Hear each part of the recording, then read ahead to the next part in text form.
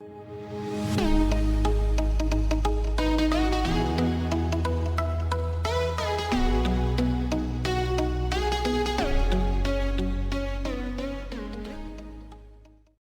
श्री राम बच्चों, जैसा कि हमने हमारी पिछली क्लास में पढ़ा था एल्किन साइनाइड के बारे में। एल्किल साइनाइड के बारे में मतलब हमने पढ़ा था RCN के बारे में, एल्किल साइनाइड। अब हम पढ़ेंगे एल्किल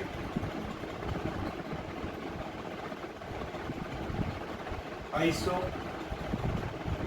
साइनाइड का निर्माण। एल्किल आइसोसाइनाइड का निर्माण। सबसे पहले मैं वापस एक कल की रिएक्शन वापस लिख देता हूँ ताकि क्योंकि ये बहुत मोस्ट इंपोर्टेंट अभिक्रिया है। अंतर में पूछी जाने वाली अभिक्रिया है। एक अंतर अगर मैं क्वेश्चन में लिखा दूंगा कि इसमें बनने वाला क्वेश्चन क्या है, जरूर इसमें कोई ना कोई क्वेश्चन हमेशा बनता है। तो एक बार देख लीजिए, कल हमने पढ़ा था उसमें हमने देखा था कि RCl की क्रिया KCl से करवाने पर, तो देखो KCl क्या होता है, आयनिक होता है। इस पे प्लस और इस पर माइनस चार्ज जुड़ा हुआ रहता है। कार्बन पे क्या है माइनस और इस पे क्या है प्लस है। भाई कार्बन के देखो 1 2 3 4 बंध बनते हैं, नाइट्रोजन से पूरे हो गए, एक बंध इससे पूरा हो गया पोटेशियम से। पोटेशियम ने क्या करा भाई, कार्बन और पोटेशियम दोनों में से अधिक विद्युत ऋणात्मक तत्व कौन सा हो गया ये, क्यों क्योंकि ये तो मेटल है, धातु है, और धातु पर हमेशा क्या होता है प्लस, क्या होता है प्लस। फिर कल बाहर हेलिना के रफ सजे फ्रांस में तो है ये, तो प्लस होता है, तो इसके से जुड़े हुए बंध पे क्या होगा माइनस। तो यहाँ पर कार्बन पे माइनस है, तो यहाँ पर देखो जो ये तत्व है ये क्या हो गया आयनिक, जिसके कारण नॉर्मल ये अभिक्रिया हुई और इससे ये कार्बन जाके R से जुड़ गया, तो RCl प्लस KCl का निर्माण हो गया। ये कल हमने पढ़ी थी। तो ये जो एल्किल साइनाइड है, जो एल्किल साइनाइड है ये क्या है, ये क्या है पोटेशियम साइनाइड, ये आयनिक होते हैं। क्या होते हैं आयनिक, क्या होता है आयनिक। लेकिन अब अंदर आया RCl प्लस AgCl। ठीक है, देखो वही का वही RCl KCl AgCl, पोटेशियम की जगह सिर्फ यहाँ पर सिल्वर आ गया। ठीक है, अब इसमें देखना यह एक प्रकार का सह संयोजक यौगिक है। कैसा है, सह संयोजक यौगिक, एक प्रकार का सह संयोजक यौगिक है। और सह संयोजक होने के कारण इस पर ना कोई प्लस आएगा ना कोई माइनस आएगा। अब देखना पहले तो ये हमारे क्या निकल गया AgCl निकल गया। क्या निकल गया AgCl निकल गया। अब यहाँ पर इस चीज को ध्यान रखिएगा, मोस्ट इंपोर्टेंट है, बच्चे गलती करेंगे ही करेंगे। तो यहाँ ध्यान रखना, एक बार सीख गए तो फिर इसके बाद में कभी भी नहीं भूलोगे। ये AgCl निकल गया। अब यहाँ पर जो Cl है, इस Cl में से क्या होगा कि ये R से क्रिया करेगा, क्योंकि यहाँ पर क्लोरीन था वो तो माइनस था, तो वो निकल गया, तो इस पे क्या आ गया प्लस, प्लस आ गया, नहीं तो ये बंद नॉर्मल रह गया। अब यहाँ पर जो Cn है, क्या है यहाँ पे Cn, इसमें से जो नाइट्रोजन होता है उस पर क्या उपस्थित, देखो नाइट्रोजन पे क्या उपस्थित होते हैं एकांकी इलेक्ट्रॉन युग्म। अपन ने पढ़कर आए हैं अपनी पिछली क्लास 11वीं क्लास में कि कार्बन के 5 1 2 3 4 5 हाइड्रोजन कुछ में कितने इलेक्ट्रॉन होते हैं 5 इलेक्ट्रॉन होते हैं। तो अपन ने पढ़कर आए हैं 3 तो बंद बनाने में काम आ गए और एक ये रह गया एकांकी इलेक्ट्रॉन युग्म रह गया। ये एकांकी इलेक्ट्रॉन युग्म, इसमें कार्बन नाइट्रोजन, कार्बन क्रिया ना करके नाइट्रोजन क्रिया करता है, कार्बन क्रिया ना करके नाइट्रोजन क्रिया करता है, जिसके कारण यह इससे बंध बना लेता है। और बंध बनाने के बाद में इस प्रकार से देखो कार्बन और नाइट्रोजन में नाइट्रोजन बंध बनाएगा, तो ये जाके जुड़ गई R N और C। क्यों, क्योंकि इसमें असभिक्रिया में नाइट्रोजन ने इसको एकांकी इलेक्ट्रॉन युग्म का दान करा है।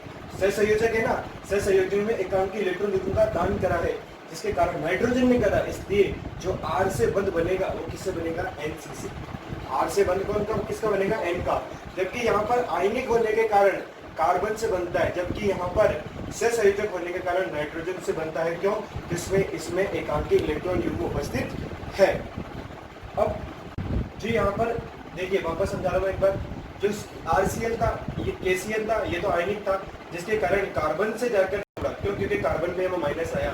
लेकिन यहाँ पर देखिए, यहाँ पर ये AgCl से संयोजक होने के कारण इसमें कार्बन पे कोई एकांकी इलेक्ट्रॉन युग्म उपस्थित नहीं है, यहाँ पर नाइट्रोजन पे एकांकी इलेक्ट्रॉन युग्म उपस्थित है। नाइट्रोजन इसको एकांकी इलेक्ट्रॉन युग्म का दान करता है, जिसके कारण नाइट्रोजन से R एल्किल समूह नाइट्रोजन से बंध बनाता है। तो यहाँ पर जो संरचना बनती है उसे कहते हैं एल्किल आइसो साइनाइड, और यहाँ पर क्या बनती है एल्किल साइनाइड। ये एल्किल साइनाइड है, जबकि ये एल्किल आइसो साइनाइड है। ये भी हमारी अभिक्रिया होगी। अब मैं आपको इसके ऊपर एक क्वेश्चन देता हूँ जो आपको करना है।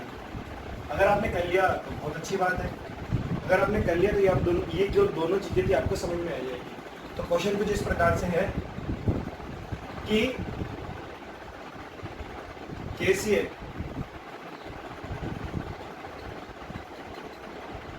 एल्किल हैलाइड से क्रिया करके एल्किल साइनाइड बनाता है, जबकि AgCl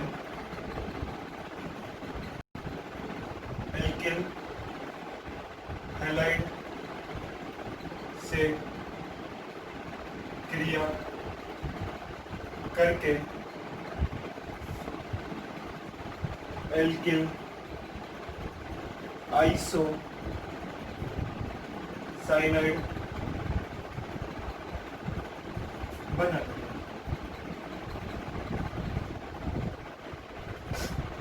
ये क्वेश्चन है हमारे पास कि KCl है वो एल्किल हैलाइड RCl से क्रिया करके, RCl से क्रिया करके, R से क्रिया करके एल्किल साइनाइड बनाता है, मतलब RCl बनाता है, जबकि जो AgCl है वो एल्किल हैलाइड से क्रिया करके एल्किल आइसोसाइनाइड मतलब RNC का निर्माण करता है। क्यों, किस प्रकार से करता है वो आपको, जो आप ये वीडियो देखेंगे, जो आप ये दोनों वीडियो पिछली वाली और ये अभी वाली या आज की वीडियो पे देखेंगे तो आप लोगों को अच्छे से इसका क्वेश्चन समझ में आ जाएगा। आप लोग इसका आंसर करिएगा, नहीं आएगा तो कल की क्लास में मैं इसका आंसर आप लोगों को बता दूंगा। इसके बाद में अब हमारे पास आती है, देखिए कल हमने पढ़ा था RCl के बारे में पढ़ा था, तो RCl के बाद में हमने RCl की अभिक्रियाएं करी थी। अब हमारे पास आता है AgKCl मतलब एल्किल आइसो साइनाइड की अभिक्रिया, एल्किल आइसोसाइनाइड की अभिक्रिया। मतलब अब एल्किल आइसोसाइनाइड में कौन कौन सी अभिक्रियाएं होती है। कल हमारी जो हमने लास्ट क्लास पढ़ी थी उसमें हमने पढ़ा था, एक अभिक्रिया पढ़ी थी, इसका नाम था मेंडियस अपचयन। मेंडियस अपचयन बहुत बार क्या होता है कि क्वेश्चंस आ जाते हैं कि मेंडियस अपचयन में कौन कौन से उत्प्रेरक, कौन कौन से पदार्थ काम में लिए जाते हैं। तो आपको ये याद रखना है कि उत्प्रेरक कौन कौन से काम आते हैं। तो मेंडियस अपचयन करते हैं सबसे पहले RNC का, और RNC का मेंडियस अपचयन में कल आपको याद होना चाहिए, मैंने करवाया था कि CH3 CH2OH ethanol plus sodium plus 4 hydrogen लिए थे हमने, ठीक है। अब इस अभिक्रिया को करते हैं सबसे पहले मेंडियस अपचयन इसका। तो मेंडियस अपचयन में 4 हाइड्रोजन जोड़ने, अपचयन है तो अपचयन का मतलब 4 हाइड्रोजन जोड़ने, तो R नाइट्रोजन और ये कार्बन, ठीक है, 4 हाइड्रोजन जोड़ने, एक हाइड्रोजन इधर और एक हाइड्रोजन इधर। आपको जब भी अभिक्रिया देखना ऐसे नहीं कि हाइड्रोजन पटक देने, आपको दिमाग में रखना है कि कितने बंध पूरे हो रहे हैं तत्व के, कितने यौगिक के बंध पूरे हो रहे हैं। अब एक हाइड्रोजन इधर एक हाइड्रोजन इधर, तो देखो नाइट्रोजन का एक बंध इधर से पूरा हो गया, एक बंद इधर से पूरा हो गया, नाइट्रोजन के 3 बंद बनते हैं तो दूसरा इधर से पूरा हो जाएगा। तो टोटल बंद कितने हो गए? 1 2 3, 1 2 3 पूरे हो गए। अब कार्बन के कितने बंद बनते हैं? 4। अब देखो, एक इधर से पूरा, 2 इधर से पूरा। अभी अपने हाइड्रोजन कितने? टोटल 4, लेकिन अपने जोड़े कितने हैं? 2।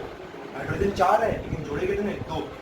2 हाइड्रोजन बाकी है और कार्बन के बंद भी कितने बाकी है? 2, क्योंकि नाइट्रोजन का तो 1 2 3 पूरा हो चुका है, लेकिन कार्बन का 1 2 हुआ है, 2 बंद बाकी है। और हाइड्रोजन के भी, अभी हाइड्रोजन भी 2 पड़े हैं, तो 2 हाइड्रोजन हम इस प्रकार से जोड़ देते हैं। 2 हाइड्रोजन इस प्रकार से जोड़ देते हैं। जोड़ने के बाद में जो अभिक्रिया बनती है वो देखना कैसे होती है। RNHCH3, RNHCH3, देखिए बन गई। इसके अंदर आपको याद रखना है, अगर क्या करेंगे बच्चे, बहुत से बच्चे क्या करते हैं, ऐसे कर देंगे RNHC, एक हाइड्रोजन इधर, एक हाइड्रोजन इधर, एक हाइड्रोजन इधर, एक हाइड्रोजन इधर, दोनों हाइड्रोजन देंगे। वो बोलेंगे सर ये देखो ये क्या बन गया? RNH2। चलो ठीक है, ये तो बन गया, लेकिन यहाँ क्या बना? CH2। कभी CH2 सुना है क्या? कार्बन के क्या 4 बंद पूरे हो गए क्या? आंसर है नहीं, 2 बंद पूरे हुए। तो इस प्रकार से ये अभिक्रिया नहीं होगी। कैसे होगी? R की क्रिया R, N, यहाँ पर C है, और यहाँ पर जो ये 4 हाइड्रोजन है, एक इधर आया, एक इधर आया। तो देखो नाइट्रोजन के कितने बंद पूरे हो गए? 1 2 और ये 3, ये भूल जाना बीच में, 1 2 3। और कार्बन के 1 2, एक और कार्बन, एक इधर, अब 2 हाइड्रोजन के, एक इधर एक इधर। अब देखो कार्बन के 1 2 3, 3 बंद पूरे, 1 2 3 इसके पूरे, और कार्बन के 1 2 3 4 बंद पूरे हो गए हैं। अब देखो इस नाइट्रोजन से, जो नाइट्रोजन है उससे कितने कार्बन जुड़े हुए हैं? 2, तो इसे कहते हैं द्वितीयक एमीन, देखेंगे द्वितीयक एमीन कहा जाता है, द्वितीयक एमीन इसको कहा जाता। अब इसके बाद में हमारे पास जो अभिक्रिया आती है वो आती है सेकेंड अभिक्रिया, इसी में भी वो आती है RNC का, मतलब एल्किल आइसोसाइनाइड का पूर्ण जल अपघटन। याद करिए, मैंने लास्ट वीडियो में बताया था कि पूर्ण जल अपघटन मतलब 2 जल लेने हैं। 10 जल को कैसे तोड़ेंगे? एक H2 प्लस O, ये प्लस का होता है, ये माइनस का होता है, और एक टूटेगा H प्लस OH माइनस। इसे कहते हैं आंशिक जल अपघटन, इसे कहते हैं पूर्ण जल अपघटन, और सॉरी इसे कहते हैं जल अपघटन, और इन दोनों को मिला के कहा जाता है पूर्ण जल अपघटन। ठीक है, अब हमारे पास जो नेक्स्ट अभिक्रिया है वो RNC का पूर्ण जल अपघटन है। तो RNC का पूर्ण जल अपघटन कराते हैं कि RNC। अब इसका मैं पूर्ण जल अपघटन करवाऊंगा, तो पूर्ण जल अपघटन करवाऊंगा तो क्या क्या काम में लूंगा? H2O, कितने H2O? 2 H2O का काम में लूंगा। अब इसमें 2 H2O काम में लिए तो आप देखना कैसे होती है कि यहाँ पर मैं सॉल्व कर रहा हूँ। इसको सॉल्व करने पर R, N और C, आपको पता होना चाहिए कार्बन और नाइट्रोजन में अधिक विद्युत ऋणात्मक तत्व कौन सा है? नाइट्रोजन। इस पे क्या आएगा? माइनस, और कार्बन पे क्या आएगा? प्लस। एक बार करो, जितने प्लस है, अब ये देखो ये प्लस है, ये प्लस वाला है, तो पहले प्लस वाला इधर भेजाओ, ऊपर वाला प्लस भेजाया। कितने प्लस है, कितने हाइड्रोजन है? 2, ये 2 आ गया। अब एक चीज बताओ मेरे को, आप लोग ध्यान से देखना, 2 हाइड्रोजन है प्लस के, तो 2 हाइड्रोजन भिजवा दी मैंने यहाँ पे। तो देखो एक चीज बताओ, R की एक इधर से बंद पूरा हो गया, और 2 हाइड्रोजन और आकर जुड़ गए, तो टोटल कितने बंद बन गए? 3। कितने बन गए? 3। तो एक बार बताओ नाइट्रोजन में कितने बंद पाए जाते हैं? आंसर है 3। तो 3 बंद पूरे हो गए ना, तो ये अभिक्रिया, ये पहला यौगिक बन गया हमारे पास RNH2। फिर इसके बाद में अब एक कार्बन है, कार्बन पे देखो ये तो आगे जुड़ गया प्लस वाला, ये माइनस वाला कहाँ आगे जुड़ता है? इस कार्बन के आगे जुड़ाता है, जुड़ गया। तो देखो कार्बन के 2 बंद बने, अभी तक 2 बाकी है। अब देखना जो ये हाइड्रोजन है, ये हाइड्रोजन भी इस कार्बन के पास आ जाता है, और ये OH भी किसके पास आ जाता है? इस वाले कार्बन के पास आ जाता है। तो देखो कार्बन, इस नाइट्रोजन का तो कहानी खत्म। क्यों? क्योंकि R के एक बंद बन रखा था, 2 बंद ही तो चाहिए थे, 2 बंद किससे पूरे हो गए? इससे पूरे हो गए, तो RNH2 बन गया। अब इस कार्बन के 4 बंध बनने हैं, 4 में से एक यहाँ का ऑक्सीजन जो आया उससे 2 बंध बन गए, 2 बाकी रह गए, तो यहाँ पर H प्लस और OH माइनस उपस्थित है, इससे ये बंध बन जाते हैं, जिससे हमारी ये अभिक्रिया होती है C, ये O और कार्बन ऑक्सीजन कितने में मिलाकर 2 और हाइड्रोजन ये H और ये एक और OH माइनस। आगे समझ में देखो, ये तो हो गया प्राथमिक एमिंग।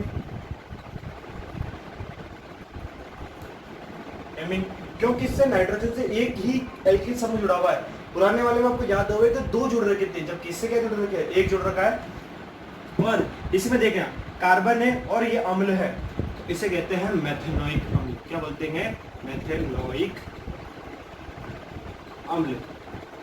मेथेनोइक अम्ल, मेथेनोइक कैसे, एक कार्बन है इसलिए मैथ, एक कार्बन है इसलिए मैथ, और OH आ गया, COOH आ गया, COOH आने का ओइक, ओइक लगाते कार्बोक्सिलिक अम्ल का अनुलग्न क्या होता है, ओइक, अनुलग्न क्या होता है, ओइक। तो ये क्या हो गया, मेथेनोइक अम्ल हो गया। ये हमारे पूर्ण जल अपघटन हो गया।